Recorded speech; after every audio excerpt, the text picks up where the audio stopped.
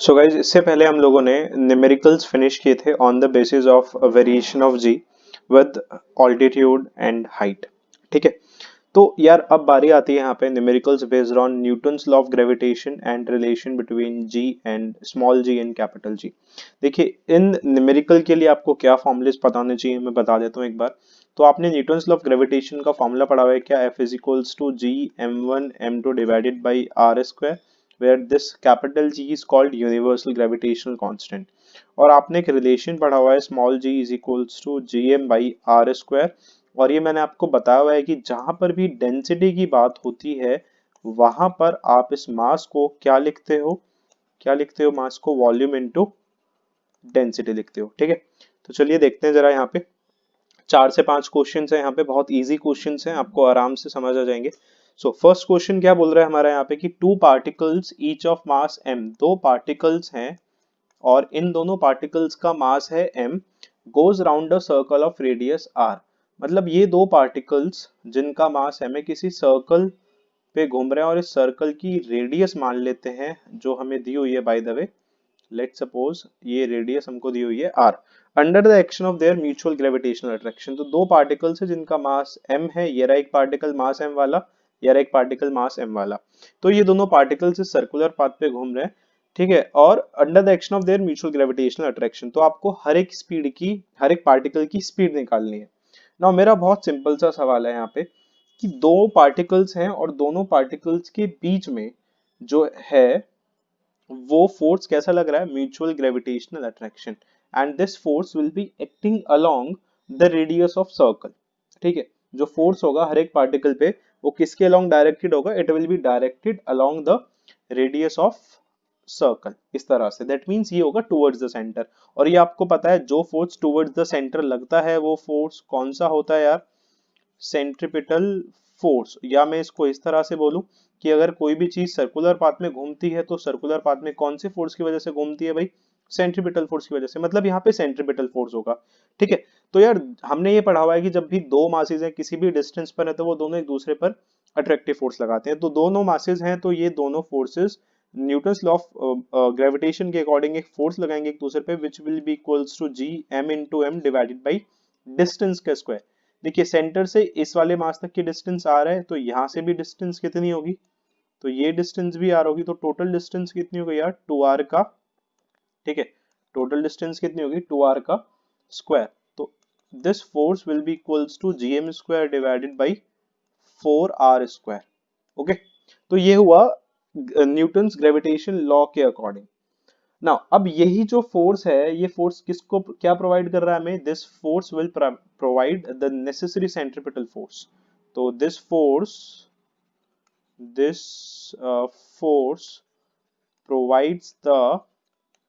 provides the necessary centripetal force। कि ये जो फोर्स है ये अपने को नेसेसरी सेंट्रिपिटल फोर्स प्रोवाइड कर रहा है। दैट मीन्स ये फोर्स किसके इक्वल है? M v square by r के। ठीक है, तो F किसके इक्वल आया हमारा? G m square divided by 4r square is equals to m v square by r. तो m से m कैंसिल आउट हो गया, r से r चला गया। तो बस आपको v निकालना है, दैट इज स्पीड निकालना है। क्या मिल जाएगी आपको? Root G m divided by 4r। और हर एक पार्टिकल की स्पीड यही होगी बिकॉज सर्कुलर मोशन में पार्टिकल की स्पीड हमेशा सेम रहती है। ठीक है, सो नेक्स्ट क्वेश्चन यहाँ पे क्या बोल रहा है? एनसीईआरटी का क्वेश्चन है बाय द वे। ठीक है, एनसीईआरटी का क्वेश्चन है ये। तो ये क्वेश्चन यहाँ पर क्या बोल रहा है कि three equal masses of mass m kg are placed at the vertices of equilateral triangle ABC। तो लेट से हमने एक इक्विलेटरल ट्रायंगल माना, तो तीन मासेस हैं और हर एक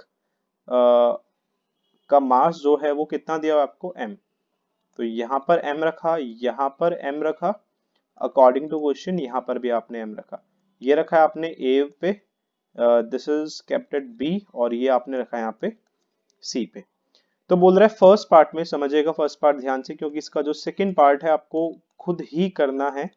अच्छा, तो बोल रहा है यार what is the force acting on the mass 2m placed at the centroid g of the triangle. कि इस ट्रायंगल के सेंट्रॉइड पे एक मास रखा हुआ है 2m। तो पहले इसका सेंट्रॉइड निकाल लेते हैं जरा।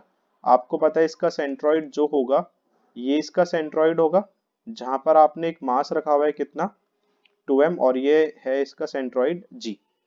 तो बोल रहा है यार what is the force acting on a mass 2m placed at the centroid g of triangle. इस सेंट्रॉइड g पे, ट्रायंगल के सेंट्रॉइड g पे जो मास रखा होगा उस पर कितना फोर्स लगेगा, और वो मास कितना रखा हुआ है यहाँ पे 2m मास रखा हुआ है। अच्छा, मेरा आपसे सबसे पहला सवाल ये है कि इस 2m पर, इस 2m पर जो यहाँ पे 2m रखा हुआ है, इस 2m पर कौन कौन फोर्स मारेगा। तो आंसर है जी भाई बहती गंगा में तो सभी हाथ धोंगे, धोएंगे। तो ये वाला m भी फोर्स मारेगा, ये वाला भी फोर्स मारेगा, और ये वाला भी फोर्स मारेगा, मतलब ये तीनों एक साथ इस 2m पे फोर्स मारेंगे। और उस फोर्स का नेचर क्या होगा, आप जानते हैं दो मासेस के बीच जो फोर्स लगता है वो फोर्स कैसा लगता है हमेशा, भाई वो फोर्स लगता है हमेशा अट्रैक्टिव। दैट इज वो फोर्स किस का नेचर क्या होता है, वो फोर्स का नेचर होता है अट्रैक्टिव नेचर। बात समझ आई? ठीक है। तो according Newton's law of gravitation अपने को एक फॉर्मूला पता है, जनरल लिख लेते हैं पहले, जी m1 m2 divided by distance का स्क्वायर। ठीक है, ये कौन सी लॉ के अकॉर्डिंग है, न्यूटन्स ग्रेविटेशन लॉ के अकॉर्डिंग। ठीक है, ये कौन सी लॉ के अकॉर्डिंग है भाई, न्यूटन्स ग्रेविटेशन लॉ के अकॉर्डिंग ये फॉर्मूला होता है ना। हमको एक चीज, हमको वैल्यूज भी गिवन है कुछ, AG is equals to BG is equals to C, BG is equals to CG, और ये सारी वैल्यूज मतलब A से G की, B से G की, C से G की भी डिस्टेंस अपने को गिवन है 1 मीटर। नाउ सबसे पहले हम देखते हैं force on mass 2m due to mass at A, due to mass at A. Let's say हम इसको एक नाम दे रहे हैं, और नाम अपने हमने क्या दे दिया, Fa। तो आपको पता है फोर्स का भी फॉर्मूला ऊपर मैंने लिखा है, F is equals to GM1 M2 by x square. तो Fa will be equals to GM into 2m divided by distance कितनी है, डिस्टेंस इज AG। समझ आया? तो इट विल बी 2GM का स्क्वायर। ठीक है, अभी डायरेक्शन की बात बाद में करते हैं। तो force on mass 2m due to mass at B, जो मास कहाँ पे रखा हुआ है भाई, बी पे रखा हुआ है, तो उसकी वजह से अपन फोर्स निकाल रहे हैं। तो F B is equals to G M into 2m divided by B G का स्क्वायर आप करोगे, तो यार ये भी तो सेम ही आएगा 2gm स्क्वायर। सिमिलरली करके आप ये सी वाला निकालोगे, तो आप जब सी वाला निकालोगे तो आपको सिमिलरली आपको ये जो C वाला फोर्स है यार, ये भी आपको सेम मिलेगा। आप चाहे निकाल के देख लीजिए, G M into 2m divided by C G का स्क्वायर, डिस्टेंस भी सेम है, सब कुछ सेम है। ठीक है, अब बात कर लेते हैं जरा इसकी डायरेक्शन की।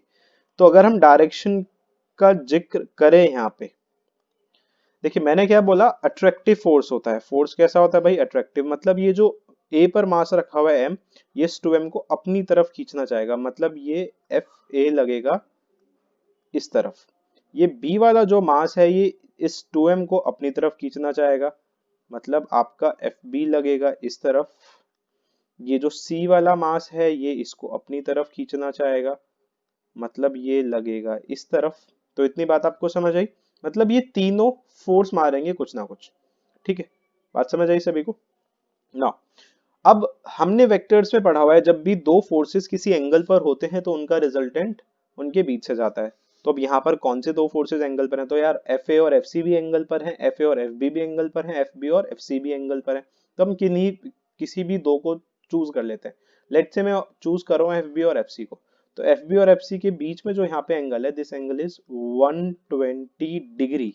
कैसे निकाला भाई, एक पूरा एंगल अगर मैं देखूं यहाँ पे तो टोटल बनेगा 360। कितने हिस्से हैं, 1 2 3 4 5 6, तो 360 टोटल एंगल है, 6 हिस्से हैं, तो एक हिस्से में कितना चला गया भाई, 60 डिग्री चला गया ना एंगल। बात समझ आई? तो इस तरह से हमने यहाँ पे एंगल निकाला। Now theta between FB and FC, FB and FC is 120 degree. कि FB और FC के बीच जो एंगल बन रहा है वो कितना है भाई एंगल, वो एंगल है आपका 120 डिग्री। तो इनका एक रिजल्टेंट आएगा, लेट्स से हम मान लेते हैं उस रिजल्टेंट को F डैश। ठीक है, तो फॉर्मूला क्या हो गया भाई, रूट ऑफ, आपने वेक्टर्स में पढ़ा हुआ है, जब भी दो वेक्टर किसी एंगल पे होते हैं तो उनका रिजल्टेंट आप ऐसे निकाल सकते हो। इस तरह ये फॉर्मूला बन जाएगा, that is F dash is equals to root of F B square plus F C square plus 2 F C cos theta.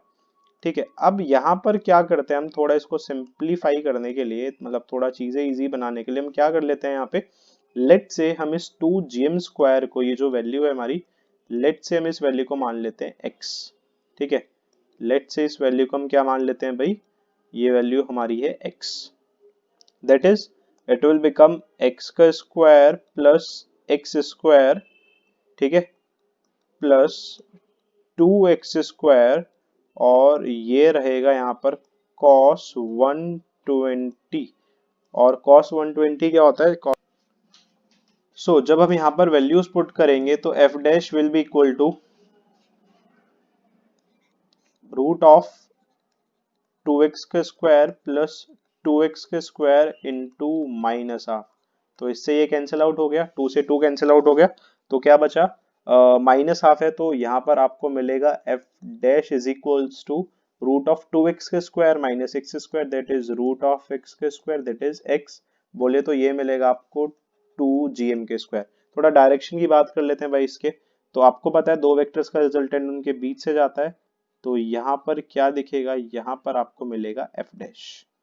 Hopefully बात आपको समझ आई होगी ना, आपको साफ साफ दिख रहा है यहाँ पर, अब ये जो एफ डैश है और ये जो एफ ए है, ये दोनों किस डायरेक्शन में है, ये दोनों है ऑपोजिट डायरेक्शन में। Now F dash and F A are in opposite direction, ये दोनों भाई किस डायरेक्शन में है, these two are in opposite direction. तो नेट फोर्स जो जी पर लगेगा वो दोनों, जब भी दो फोर्सेस या दो वेक्टर्स ऑपोजिट डायरेक्शन में होते हैं, रिजल्टेंट उनका माइनस करके आता है, तो एफ डैश इज 2gm का स्क्वायर माइनस 2gm का स्क्वायर, आंसर कितना आ जाएगा भाई, 0 आ जाएगा। अब सेकंड पार्ट में क्या बोला है आपसे, जरा समझिएगा ध्यान से। सेकंड में बोल रहा है व्हाट इज द फोर्स है if the mass at vertex A is doubled, मतलब आपने इस ए वाले मास को हटाकर, इस वाले मास को हटाकर कितना कर दिया यार, बस 2m कर दिया, तो आपसे पूछ रहा है भाई बताओ फोर्स कितना होगा। देखो चेंजेस कुछ नहीं होगा, सेम तरीका है, बस आपने क्या करना है, जो एफ ए वाला मास है उसको आपने डबल कर दिया, तो वो क्या बन जाएगा, g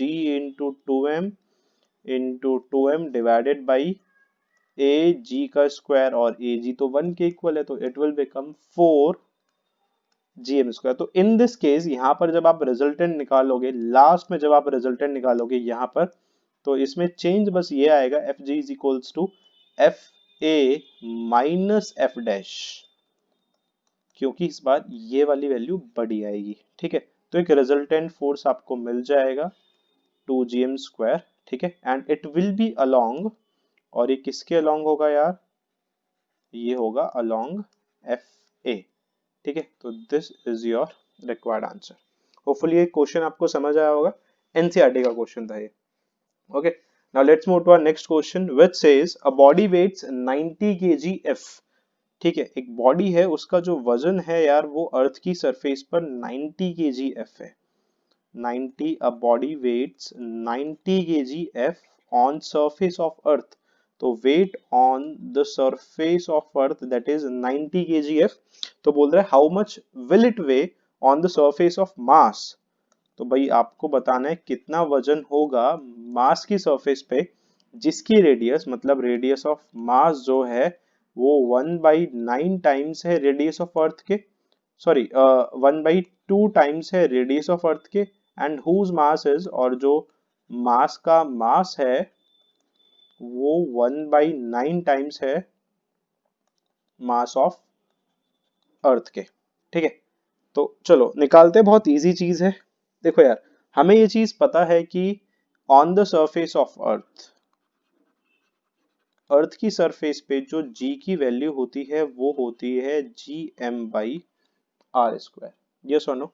तो मास पे कितनी लिखेंगे हम इसको, ऑन मार्स, तो gm इज इक्वल्स टू, भाई वेट का फॉर्मूला क्या होता है, वेट किसके इक्वल होता है, mg के इक्वल होता है। अब m तो हर जगह सेम रहेगा क्योंकि मास है, g चेंज होता है, इस वजह से वेट चेंज होता है आपका, तो gm is equals to g mass of mass divided by radius of mass का स्क्वायर, तो यहाँ पे थोड़े रिलेशंस अपन पुट कर लेते हैं जरा। तो ये क्या बना, g mass of mass is m/9 और r of radius of mass is r/2, तो r²/4, तो it will become 4/9 into gm/r²। तो gm यहाँ पर किसके इक्वल आ गया, इट विल बी 4/9। अब जरा इसको ध्यान से देखिए, ये क्या है, दिस इज g, तो 4/9 टाइम्स ऑफ g। तो therefore weight on the surface of mass will be mgm। बात समझ आई, mgm, भाई वेट का फॉर्मूला तो यही होता है ना mg, तो इसलिए mgm। नाउ m, अब gm की जगह अपन लिखते हैं 4/9g, तो weight on the surface of mass will be 4/9 times into mg। अब जरा सोचिए ये mg क्या है, mg तो m मास है, और g जो है this is the value of acceleration due to gravity on surface of earth. मतलब एक तरह से ये जो है ये है वेट, और ये वेट कहाँ पर है यार, ये वाला वेट कहाँ पर है, आंसर इज अर्थ पे है ये वेट। और अर्थ का वेट कितना दिया अपने को, 90 kgf, तो 9 से जाएगा 10 टाइम्स, तो weight on the surface of mass will be 40 kgf। तो this is your required answer. Okay, next question देखते हैं जरा। नेक्स्ट क्वेश्चन बोला, बहुत इजी क्वेश्चन है यार ये, कि if radius of earth shrinks by 2%, the mass remaining constant, then how would the value of acceleration due to gravity change. कि अगर रेडियस ऑफ अर्थ जो है वो 2% से श्रिंक हो जाए, मास लेकिन कांस्टेंट रहे, तो एक्सीलरेशन ड्यू टू ग्रेविटी की वैल्यू किस हिसाब से चेंज होगी। तो g is equals to gm/r²। Mass constant है, g होता ही कांस्टेंट है, that mean g is inversely proportional to r²। क्यों, क्योंकि भाई g और m ये दोनों क्या है यहाँ पर, ये दोनों है यहाँ पर कांस्टेंट, तो g is inversely proportional to r²। अब जो r है, इफ r डिक्रीजेस बाय 2%, अगर r डिक्रीज होगा 2% से, तो भाई g क्या होगा, g ऑब्वियसली इंक्रीज होगा। भाई r घटेगा तो g बढ़ेगा, बट किस हिसाब से बढ़ेगा, देखिए r का क्या हो रहा है यहाँ पे, स्क्वायर हो रहा है, तो 2% का स्क्वायर कितना हो गया, 4%। ठीक है, क्वेश्चन बोल रहा, a man can jump 1.5 metre high on earth. एक बंदा है जो अर्थ पे 1.5 मीटर की हाइट तक जंप कर सकता है, तो calculate the approximate height he might be able to jump on a planet. तो हाइट निकालनी है आपको जो वो जंप कर सकता है जिस हाइट तक किसी भी प्लैनेट पे। देखिए इस बार आपको डेंसिटी दी हुई है, तो डेंसिटी ऑफ प्लैनेट जो है वो कितनी है, 1/4, 1/4 बोले तो 1/4 that of earth and whose radius is 1/3, तो radius of planet is 1/3 of earth radius। तो यार अगर हम पहले अर्थ की सरफेस की बात करें, तो अपने को ये फॉर्मूला पता है gm/r²। अब डेंसिटी दी हुई है, तो मैंने बताया हुआ है कि जब भी डेंसिटी दी हुई होगी आप हमेशा मास को किसकी फॉर्म में कन्वर्ट करोगे, डेंसिटी इनटू वॉल्यूम। तो 4/3 पाई आर क्यूब और डेंसिटी इज रो, तो r² से ये कैंसिल आउट हो गया, तो यहाँ पर क्या बचा, 4/3 पाई जी आर रो। ये हुई अर्थ की सरफेस पे। अब बात करते हैं जरा प्लैनेट की, तो प्लैनेट के लिए अगर हम बात करें तो gp is equals to gmp divided by rp का स्क्वायर। तो इसको भी हम सबसे पहले वैसे ही कन्वर्ट करते हैं, तो 4/3 पाई आर पी का cube into density of planet, तो इससे ये कैंसिल आउट हो गया, तो क्या बचा यार यहाँ पे, ये बचा 4/3 pi G R P rho P. तो G P is equals to, अब जरा देखिएगा ध्यान से, 4/3 पाई जी, आर पी की जगह मैं लिख सकता हूं क्या, r/3, that is r/3 multiply by, rho P की जगह मैं लिख सकता हूँ क्या, रो/4, तो दिस इज रो/4। तो ये कितना हो गया, 1/12 into 4/3 pi G R rho, and what is this 4/3 pi G R rho, जरा ऊपर देखो, 4/3 पाई जी आर रो क्या है, सॉरी नॉट दिस, ये नहीं, ये 4/3 पाई जी आर रो, ये क्या है आपका g, तो 1/12 इंटू जी। दैट इज जो जीपी है, ठीक है, acceleration due to gravity on the planet is 1/12 that of the earth. अब लेकिन हमसे क्वेश्चन में पूछा है भाई हाइट बताओ, कितनी हाइट तक वो जंप कर सकता है। तो यार ये आपको पता ही होगा अच्छे से कि जब भी आप किसी भी हाइट तक, जब भी आप हाइट पर जंप करते हो तो एनर्जी, सॉरी कौन सी एनर्जी आती है वहां पे, तो वहां पर आती है पोटेंशियल एनर्जी। ठीक है, और पोटेंशियल एनर्जी हमेशा क्या रहती है, कंजर्व रहती है। ठीक है, पोटेंशियल एनर्जी बोले या जनरल सिंपली बोले तो एनर्जी जो है वो क्या रहती है, कंजर्व। तो मतलब जो पोटेंशियल एनर्जी होगी कहाँ पर, अर्थ पे, तो अर्थ पे पोटेंशियल एनर्जी कितनी होगी, mgh। It will be equals to mgp/hp। तो एम मास तो भाई सेम रहेगा तो एम से एम कट गया। ठीक है, तो जी और एच की वैल्यू अपने को दी हुई है 1.5, तो जी पे कितना आ गया, g/12 इनटू हाइट, जिस हाइट तक वो प्लैनेट पे जंप कर सकता है, तो जी से जी कैंसिल आउट हो गया। तो बस आपने इसको मल्टीप्लाई करना है और आपको हाइट ऑफ प्लैनेट यहाँ से मिल जाएगी, that is 1.5 into 12 and it will be equals to 18 metre. ठीक है, सो ये कुछ क्वेश्चंस थे जिसमें जो हमने किए on the basis of Newton's law of gravitation and relation between small ji and capital G. Okay.